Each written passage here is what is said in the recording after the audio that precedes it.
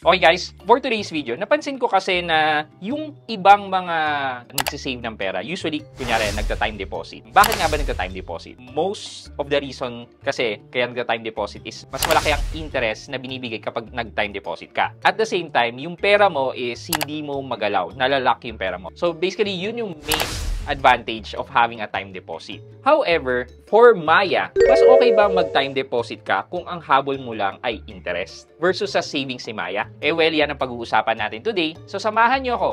Sit back and let's discuss. Coming right up.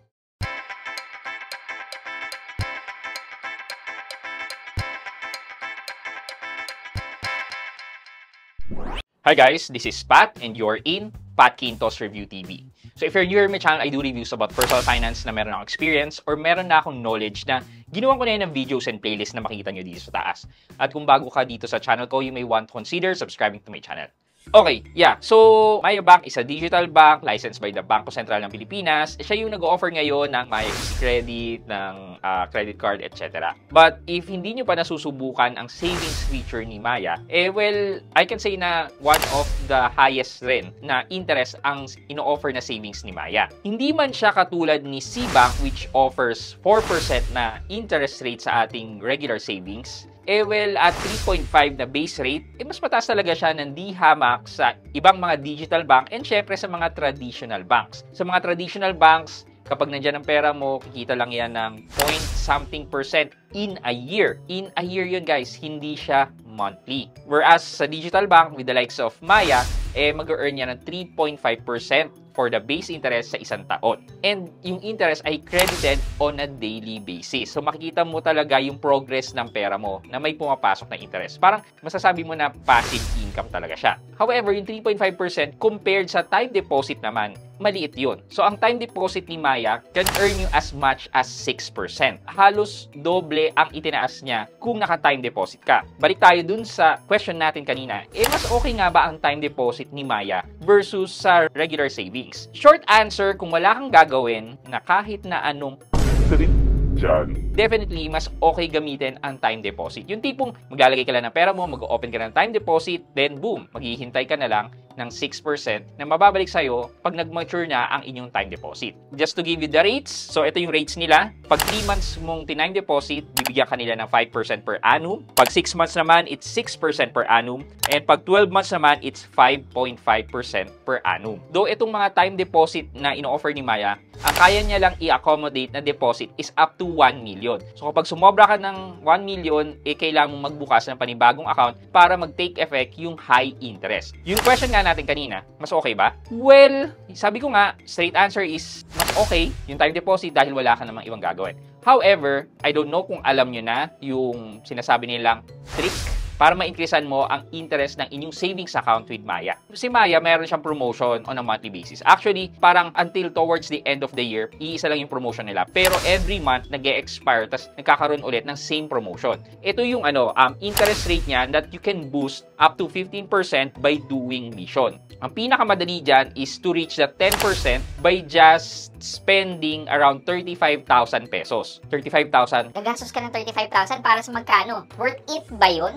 Well, ito na nga yung trick na sinasabi ko. Ang ginagawa dito is using your Maya account, magka-cash in po kayo towards your GrabPay account, and then from GrabPay account, then pwede mo na siyang ibalik sa Maya. Basically, pinaikot mo lang yung pera mo from Maya papuntang GrabPay and then pabalik kay Maya kung ibabalik mo kay Maya. Kasi nga, ang promotion ni Maya is for you to spend at least 35,000 pesos. So, pag ginawa mo yon, magagrantan ka ng up to 10% na interest rate. Just to show you an example, ginawa ko na yan kanina and it's still working. So, ito po, magka-cash in po ako using my Maya virtual card. Magka-cash in po ako ng 1.4. But for baseline, check po muna natin yung interest ng aking Maya savings. Ayan, makikita nyo po na 3.5% ang interest ng aking Maya savings. Pag pre-process na po natin itong Grab, Pay, Cash In, yan. Ayan, nawala na po ang balance ko dito sa aking Maya account. Maghintay lang po kayo, siguro 1 to 5 minutes. Lalabas na rin po yung interest na sinasabi ko. Ayan po, lumabas na po. Ayan, nakalagay po na 6% per annum na po ang interest. Kung titingnan po natin yung mission, yung completed, ayan, get a bonus interest of 1.5% 2.5% per annum kasi nakagastos po ako ng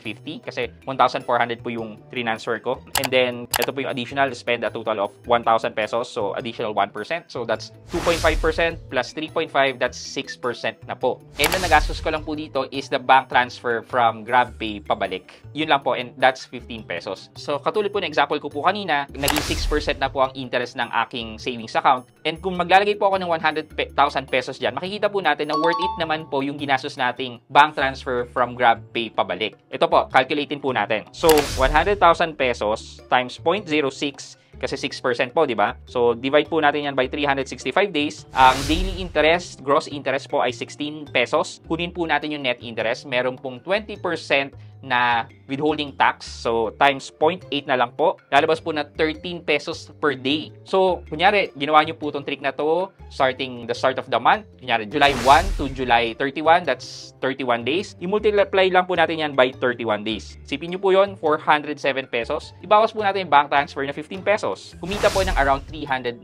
pesos. At kung magaling po talaga kayong humawak ng pera, yung 392 pesos na yan, for example lang po, kami po may business po kasi, yan 392 pesos na yan, pwede po namin yung gamitin as additional capital sa e-loading. So, napapaikot pa po namin. Or pwede rin sa GCash cash-in. So, napapaikot pa po namin. Nagkakaroon pa po ng additional income yung interest na nakuha ko. Alam niyo yun, kung gugustuhin nyo po talaga, kikita at kikita po kayo. Kailangan lang po talaga maging maabilidad tayo or maging resourceful tayo para kumita tayo ng pera. So, now na napakita ko po yan sa inyo, what more kung ginawa nyo po yung up to 10% na 35,000 pesos na spend using the same method na ginawa natin kanina. So, that's up to 10%.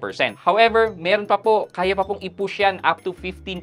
But this time, kailangan nyo na pong gumastos using your Maya Landers Credit Card. Ito naman po, pag ginamit nyo naman po yung Maya Landers Credit Card nyo, meron ding additional na interest na binibigay po sa inyo. Like additional 1% kung 15,000 yung nagastos nyo, additional 1% kung umabot naman ng 30,000, and additional 1% kung umabot kayo ng 40,000 pesos. So basically, it will give you an additional of 3%.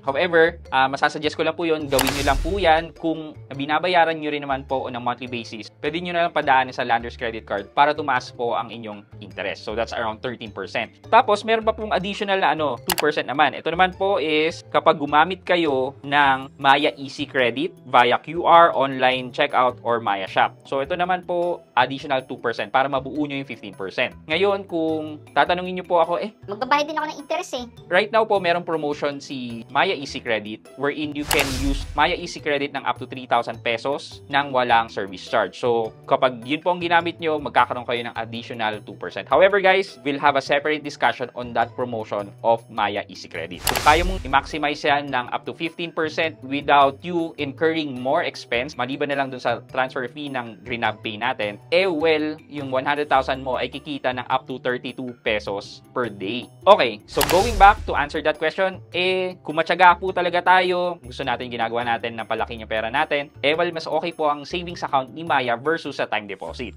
However, kung kayo naman yung medyo ayaw nyong gumalaw, ayaw nyong mag-vision, medyo stressful yan sa inyo, okay na okay rin po ang time deposit ni Maya. For our question of the day, naniniwala po ba kayo dun sa sinasabi ko na kung gusto nyo po talaga, magagawa nyo ng paraan yan, maitatawid nyo yan, or nakadepende rin po talaga sa swerte ang mga bagay-bagay? Let me know sa comment section sa baba at may chance po kayong manalo ng 1,000 pesos sa ating weekly GCash giveaway and sa ating cellphone giveaway. Yun lamang po for today's video, but before we end this video, mag-shoutout po muna tayo at shoutout kay Mark Tommy Soler Bartolo at Mark Tommy Bartolo. Sabi po niya, pa-shoutout po, watching from Qatar. Kay Sir Mark Tommy Soler Bartolo, shoutout po sa inyo. Thank you so much po for watching and supporting my videos. Maraming salamat. And shoutout din po sa mga nanonood po sa atin sa Qatar. Thank you so much po. I hope you can like this video, leave a thumbs up, and if not, wala namang problema dyan, but continue to support me by subscribing to my channel by clicking the subscribe button and also the bell button sa tabing subscribe para makareceive kayo ng latest notification sa lahat ng upload ko. Again guys, this is Pat Quinto and you're in Pat Quinto's Review TV. Bye-bye!